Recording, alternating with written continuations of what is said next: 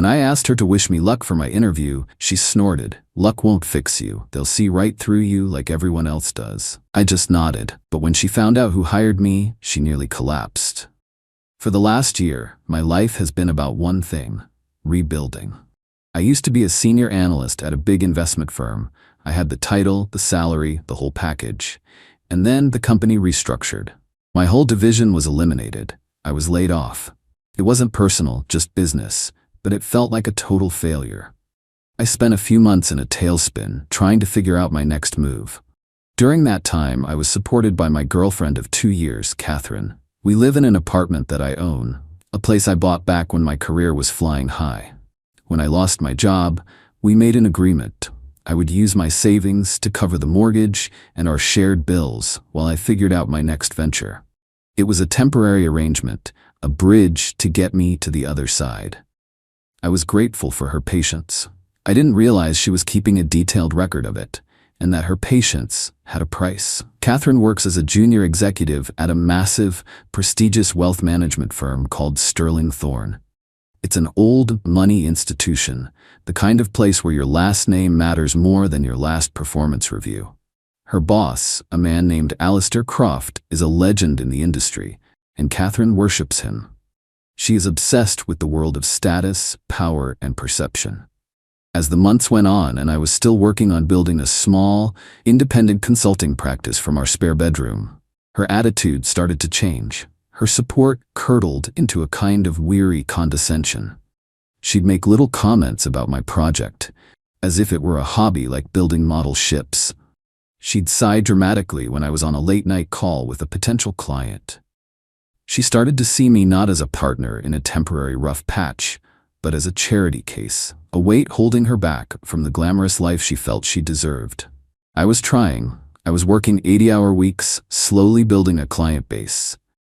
But it wasn't fast enough for her.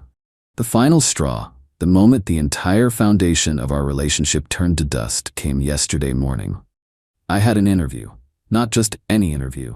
It was for a newly created director of strategy position at a rival firm, a younger, more aggressive company that was making waves in the industry.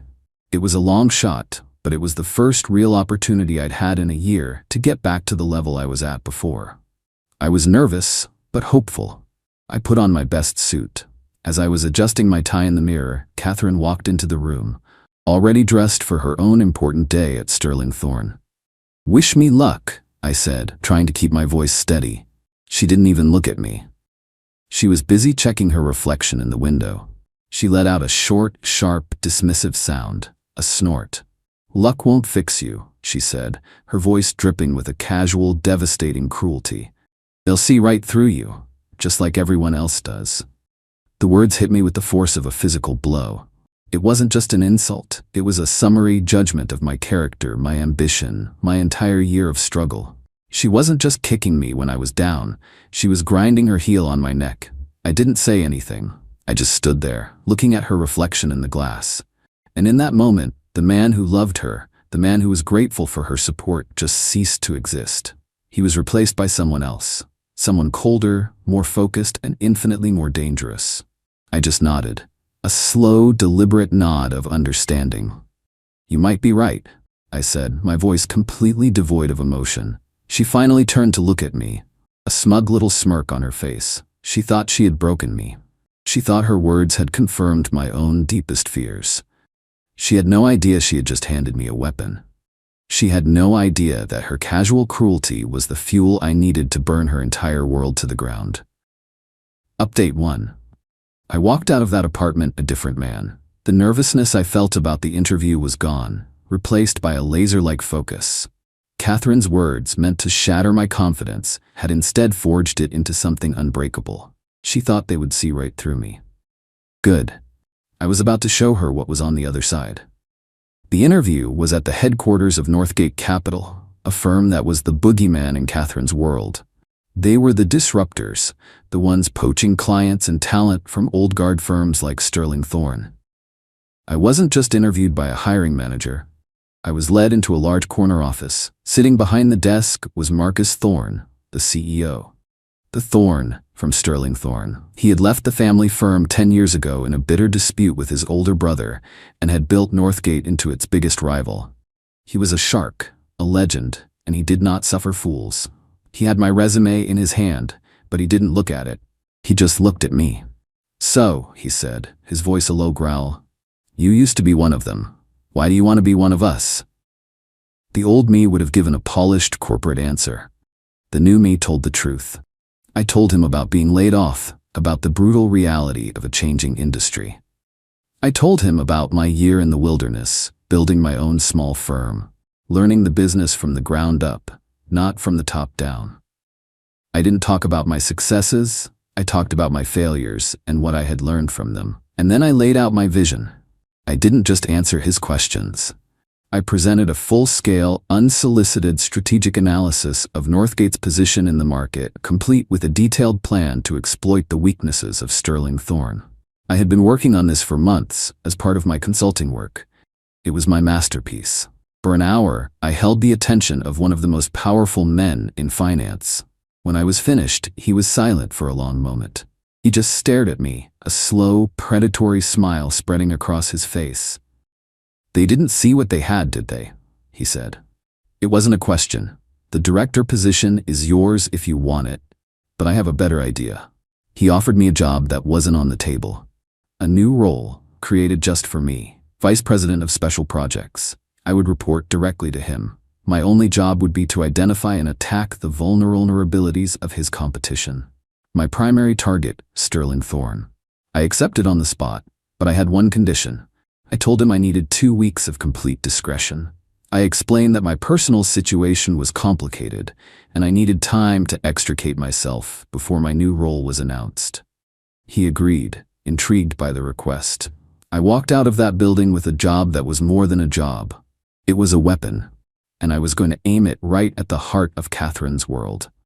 I went home and played the part of the defeated man. I told Catherine the interview had been a disaster. I told her she had been right. They had seen right through me.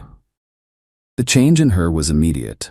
The condescension was replaced by a cloying, suffocating pity. She patted my shoulder and told me not to worry, that my little consulting business was cute and that she would be happy to support me until I found my footing. She was so high on her own perceived superiority that she was completely blind. For the next 2 weeks, I was a ghost. I spent my days at a rented office space, working directly with Marcus Thorne and his team, preparing for my official start. We were planning a major move, a corporate raid on Sterling Thorne's most profitable division. At night, I would go home and play the part of the beaten man, listening to Catherine talk about her brilliant boss, Alistair Croft, and the upcoming annual Sterling Thorne Foundation Gala, the most important event of her year. She made it very clear that I was not invited to the gala. "It's a very high-level event, babe," she had said, not even looking at me. "It's for the major players. You would just feel out of place." "I understand," I had said, my voice full of fake humility. The day before the gala, I made my final moves. I went to my bank and moved the majority of my savings, including the substantial signing bonus from Northgate, into a new private account. I then met with a real estate lawyer. I had him draft a formal notice, giving Catherine 30 days to vacate my apartment. I also had him draw up a detailed invoice for her share of the household expenses for the past year, which she had conveniently forgotten to pay since I was laid off. The night of the gala, Catherine was a whirlwind of excitement. She spent hours getting ready. As she was about to leave, she looked at me, sitting on the couch in my sweatpants, and gave me a look of profound pity. "Don't wait up," she said. "It's going to be a late night of networking." "Have fun," I said, smiling up at her. "Make some good connections." She walked out the door, completely unaware that the biggest connection of the night was going to be the one that severed her from my life. Permanently. Update 2. The Sterling Thorne Foundation Gala was held at a grand old museum, the kind of place with marble floors and ceilings so high they get their own weather. Catherine had been talking about this night for months. It was her chance to shine, to network with the titans of her industry, and most importantly, to impress her boss, Alistair Croft. She arrived, I'm told, looking like $1 million. She was working the room, laughing with senior partners and making sure she was seen by all the right people. She was in her element. The main event of the evening was a speech by Alistair Croft, followed by a major announcement about the future of the firm. He took the stage to thunderous applause. He spoke for 20 minutes about tradition, about legacy, about the strength of Sterling Thorne. And then he came to the big announcement. "As we look to the future," he said, his voice booming through the hall, "we know that our greatest strength is our people, and it is my distinct pleasure to announce the promotion of our newest partner." Catherine was practically vibrating.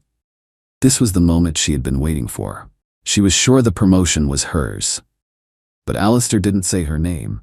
He announced the promotion of a colleague of hers, a man she considered her inferior.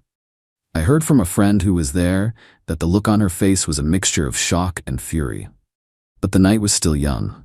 Alistair wasn't finished. "And now," he said, "it is my honor to introduce a very special guest, a man who represents the future of our industry, a true visionary.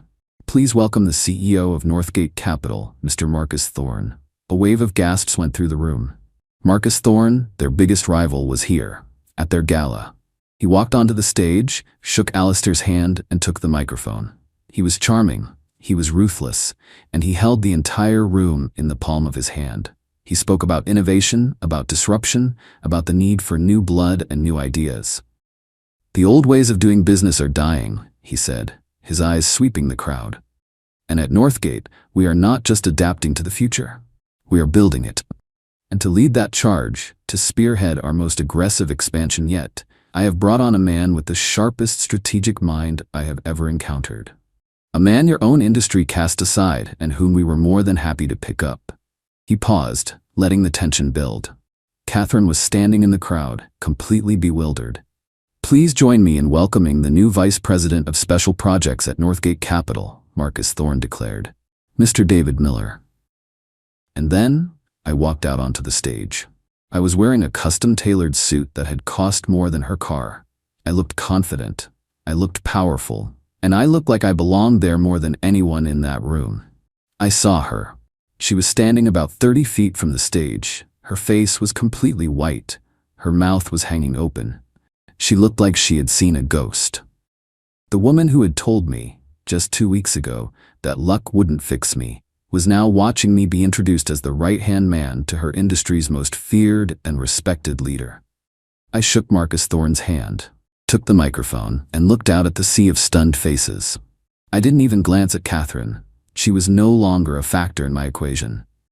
"Thank you, Marcus," I said, my voice calm and clear. "It's an honor to be here. I have to say, it's good to be back. I look forward to showing all of you what I'm capable of." The room was in an uproar. People were whispering, pointing. Catherine's colleagues were all staring at her, their faces a mixture of shock and dawning understanding. Her carefully constructed world of lies and condescension had just been publicly and spectacularly demolished. She didn't just look foolish, she looked like a liability. And in her world, there is no greater sin. Final update. The rest of the gala was a blur of handshakes and congratulations. I was surrounded by the very people Catherine had been so desperate to impress. They weren't just being polite, they were actively trying to network with me. I was no longer the failed boyfriend. I was the new power player in town. Catherine tried to approach me once. She pushed through the crowd, her face a mess of tears and rage. "David, we need to talk," she hissed. I just looked at her, my face a mask of polite confusion. "I'm sorry," I said, as if I didn't recognize her. "Have we met?" One of Marcus Thorne's security guys gently but firmly escorted her away. That was the last time I spoke to her in person.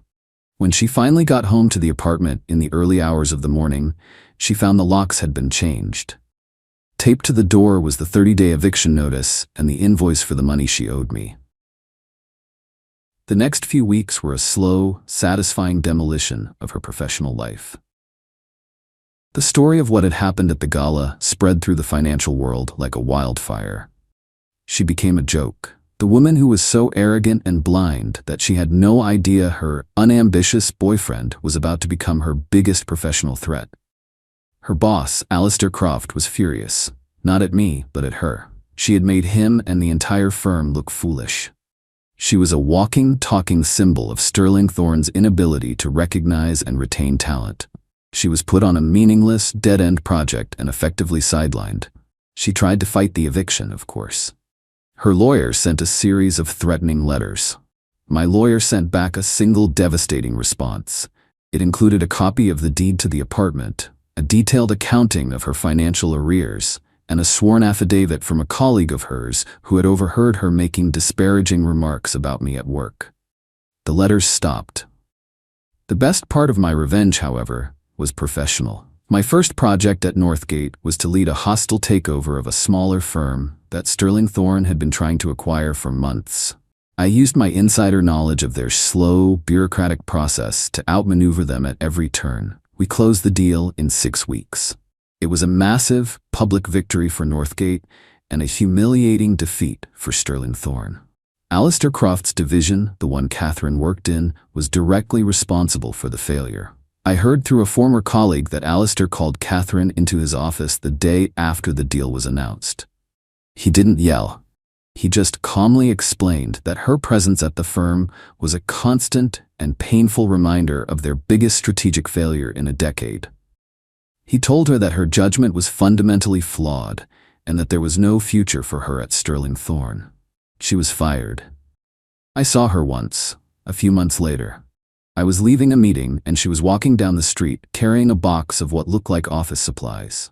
She had lost the polished, confident look she always wore. She just looked tired and defeated. She saw me, and her eyes filled with a look of pure, unadulterated hatred. I just nodded politely and got into the town car that was waiting for me. I didn't do it to be cruel. I did it to be honest. She had told me, with her words and her actions, that she thought I was worthless. I just decided to show her and the rest of the world what my actual value was. She built her life on a foundation of perception and status. I just provided a reality check. And reality, as it turns out, can be a very brutal, very satisfying thing.